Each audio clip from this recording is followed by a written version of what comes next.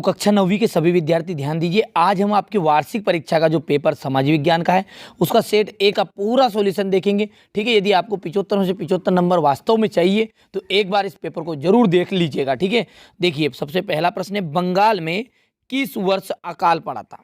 ठीक है, तो 1943 में वहां पर बंगाल में अकाल पड़ा हुआ था। ठीक है, तो यहाँ पर एकदम राइट हो गया आपका 1943। अरब सागर, ठीक है, दूसरा थोड़ा सा बड़ा कर लेते हैं। हाँ ठीक है, अरब सागर में गिरने वाली नदी है तो नर्मदा नदी। हिटलर ने 1939 में किस राष्ट्र पर आक्रमण किया था? तो वो था पोलैंड। ठीक है, पालमपुर गांव में कितने प्राथमिक विद्यालय हैं? ठीक है, पालमपुर गांव में 5। भारत में सबसे कम जनसंख्या घनत्व वाला प्रदेश है तो वो प्रदेश आपका है अरुणाचल प्रदेश। नमामि देवी जो नर्मदे किस राज्य सरकार द्वारा प्रारंभ की गई? तो ये है एमपी द्वारा, यानी कि मध्य प्रदेश सरकार द्वारा प्रारंभ की गई थी। ठीक है, यही आपके वार्षिक पेपर में आएंगे, 100% गारंटी है। 4 सेट बता रहे हैं, ठीक है, जिसमें से ये पहला सेट है। बी सी डी चारों सेटों को कंप्लीट कर लीजिएगा, इन्हीं में से आपका वार्षिक पेपर बनने वाला है। ठीक है, और वही यही आपके ऑल एमपी में आने वाले हैं। ठीक है भैया, चलिए इसके बाद में यहाँ से देखिए दूसरा प्रश्न है रिक्त स्थान। देखिए दूसरा रिक्त स्थान, चुनाव का जो मतलब है राजनीतिक। ठीक है, राजनीतिक रिक्त स्थान है तो यहाँ पर प्रतियोगिता, कंपटीशन एक तरह की क्या है? चुनाव का मतलब राजनीतिक प्रतियोगिता।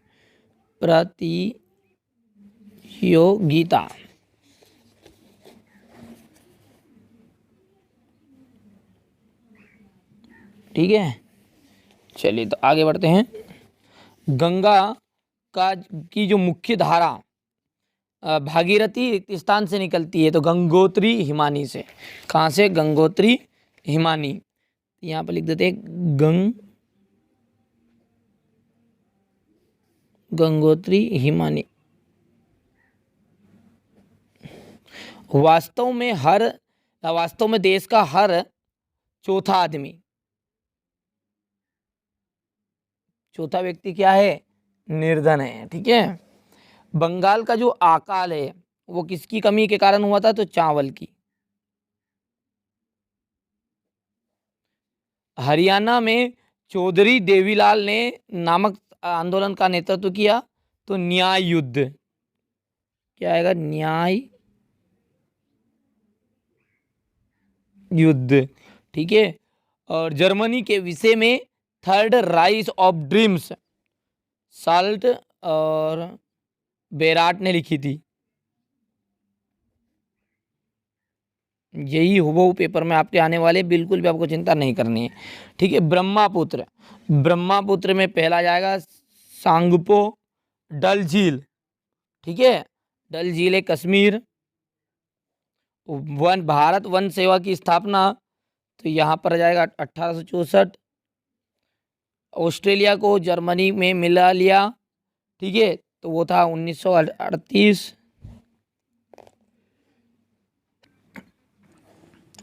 चलिए, तेज चलने वाली पवन, ठीक है, तेज चलने वाली पवन जेट स्ट्रीम और औजार मशीन, यह जाएगी आपकी स्थायी पूंजी। चलिए एक वाक्य में उत्तर है। अब आगे यहाँ से देखिए, एक वाक्य में उत्तर को आप अच्छे से कवर करिएगा। नवीन जनसंख्या नीति की घोषणा की गई 15 फरवरी 2000 में की गई थी। ये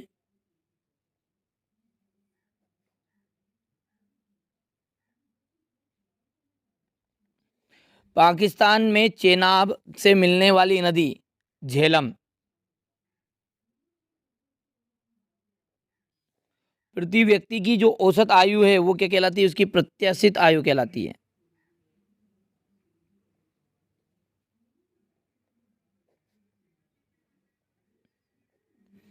सार्वजनिक वितरण प्रणाली का अंग है उचित मूल्य की दुकान, जिसे हम क्या कहते हैं? सोसाइटी कहते हैं। उचित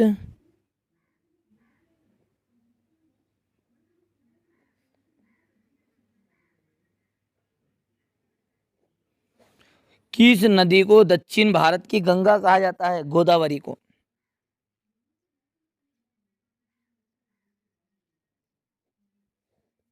अब्दुल कलाम का जो जन्म है वो कहाँ हुआ था? तो ये हुआ था तमिलनाडु में।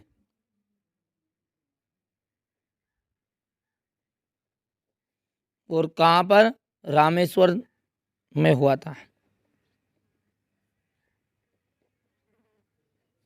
ठीक है। अब है सत्य सत्य। केरल में प्रति 1000 पुरुषों पर महिलाओं की संख्या 965 है। असत्य है। अन्नपूर्णा योजना जो है दीन दुखी दीन वरिष्ठ नागरिकों के समूह पर लक्षित है। सत्य है। तीसरे की यदि बात करें तो आपका असत्य रह जाएगा। चौथा सत्य। पांचवा आपका असत्य रहेगा और छठा भी आपका असत्य रहने वाला है।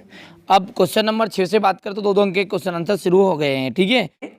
उत्तर पश्चिमी, उत्तरी पूर्वी तथा उत्तर पूर्वी पड़ोसी देशों के नाम लिखिए। ठीक है। तो यहाँ पर ये इसका उत्तर है, बढ़िया से स्क्रीनशॉट ले लीजिए।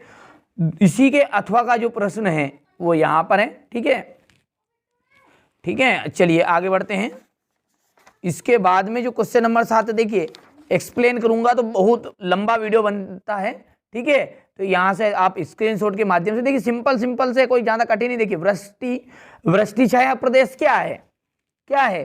देखिए पर्वतीय वायु विमुख ढाल क्षेत्र, जहां पर वर्षा नहीं हो पाती, जहां पर क्या नहीं हो पाती? वर्षा।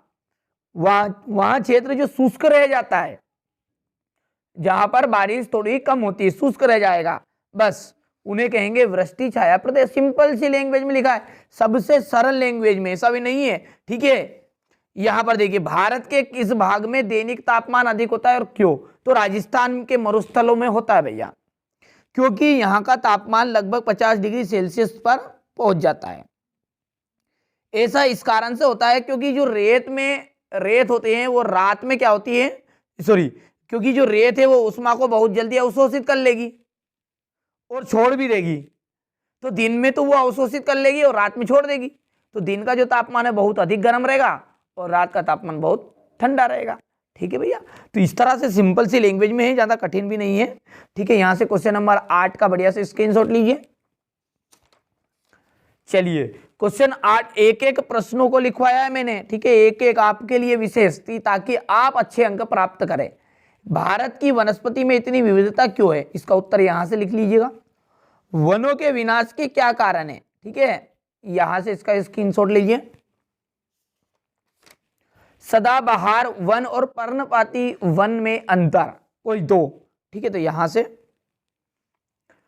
अब क्वेश्चन नंबर 10 में स्टड क्या था? स्क्रीनशॉट तुरंत लेते चलिए और अच्छे से नोट्स बना लीजिए। आपके पास समय बहुत ही कम है। ठीक है। आप अच्छे से तैयारी कर ले और अच्छे अंक प्राप्त कर ले, तभी हमारी जो मेहनत है सार्थक होगी। ठीक है। तो यहां पर है क्वेश्चन नंबर 11। जो बच्चे वास्तव में अच्छे अंक प्राप्त करना चाहते हैं वो इन प्रश्नों को ही कंप्लीट करेगा। यही पेपर आपका हुबहू पेपर आपको वार्षिक पेपर में देखने को मिलेगा, पूरी गारंटी है। लेकिन 4 सेट है, A B C D। ठीक है। चारों सेटों को आप कंप्लीट कर लीजिएगा। 4 सेट में से कोई सा भी सेट आपके पेपर में आ जाएगा। ठीक है। चलिए यहां पर क्वेश्चन नंबर 11, खूनी रविवार की घटना क्या थी? हिंदुस्तान में घुमंतू खेती के स्थानीय नाम, तो देखिए इसके स्थानीय नाम क्या है? धया है, पेंदा है, वेबर है, नेवड़ है, झूम है, पोडू, खानदात और कुमरी, ऐसे कुछ स्थानीय नाम है घुमंतू खेती के। ये होती क्या है वास्तव में?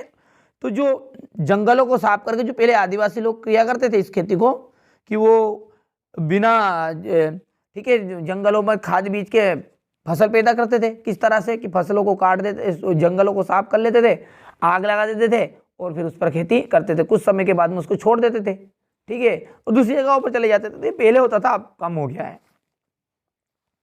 अब ये है अथवा। ठीक है। चलिए इसके बाद में क्वेश्चन नंबर जो यहां पर देखिए 13वां क्वेश्चन है और ये क्वेश्चन नंबर 13 का अथवा प्रश्न है। क्वेश्चन नंबर 14, संविधान संशोधन क्या है?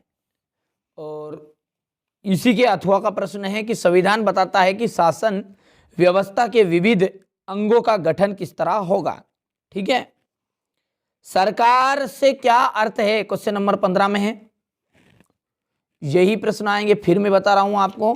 ठीक है, सिर्फ आपके लिए, सिर्फ आपको अच्छे अंक प्राप्त हो इसलिए सारे नोट्स तैयार कराए गए हैं। ठीक है, अपने खास दोस्तों के साथ जरूर भेज दीजिएगा ताकि उन्हें भी लाभ मिल सके। बेरोजगारी शब्द का अर्थ बताइए। यहां से देखिए, अर्थव्यवस्था के उस क्षेत्र का नाम बताइए जो कृषि एवं उद्योग के संचालन में सहायता पहुंचाता है। भौतिक पूंजी तथा मानवीय पूंजी में अंतर, यहां से देखिए ये इसका अथवा का प्रश्न है। यहां पर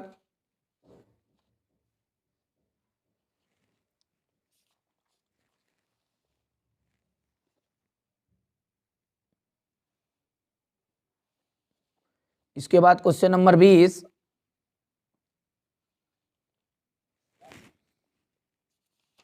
ठीक है। अब क्वेश्चन नंबर 20 का जो अथवा है वो है, हमें संसद क्यों चाहिए, इस कथन को स्पष्ट करना है। ठीक है, क्योंकि किसी भी देश में कानून बनाने का सबसे बड़ा अधिकार संसद को होता है। संसद मौजूदा कानून को खत्म करने के नया कानून बना सकती है। दुनिया भर में संसद सरकार चलाने वालों को नियंत्रित करने के लिए कुछ अधिकारों का प्रयोग करती है। सरकार के हर पैसे पर संसद का नियंत्रण होता है। ठीक है, अब यहाँ पर क्वेश्चन नंबर ये 21 मानचित्र में दर्शाना है, ये उसके अथवा का। क्वेश्चन नंबर 22 की यदि बात करें तो ये है क्वेश्चन नंबर 22। ठीक है, हुबहू प्रश्न आएंगे, फिर मैं बता रहा हूँ हुबहू, कोई ज़्यादा आपको अलग से तैयारी करने की कोई ज़रूरत नहीं है। चारों सेटों को आप कंप्लीट करिए, बस उसके अलावा कुछ करने की ज़रूरत नहीं है।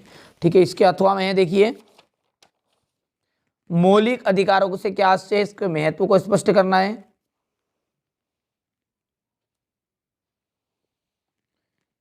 ये इसका पहला प्रश्न पॉइंट सॉरी। और न्यायपालिका की सर्वोच्चता। अब अंतिम जो क्वेश्चन नंबर 23 है ये इस तरह का है कि भारत में 1973 में निर्धनता की प्रवृत्तियों की चर्चा कीजिए। ठीक है, ये सारणी लिख दीजिएगा। सबसे सरल लैंग्वेज में लिखा है मैंने, सबसे सरल लैंग्वेज में। देखिए आप जब इनको याद करोगे बहुत ही आसान तरीके से आपको याद भी हो जाएंगे। ठीक है, यहाँ पर देखिए ये इसका अथवा है, अंतिम प्रश्न। यहाँ से इसका स्क्रीनशॉट लीजिएगा, इसके बाद ये। ठीक है।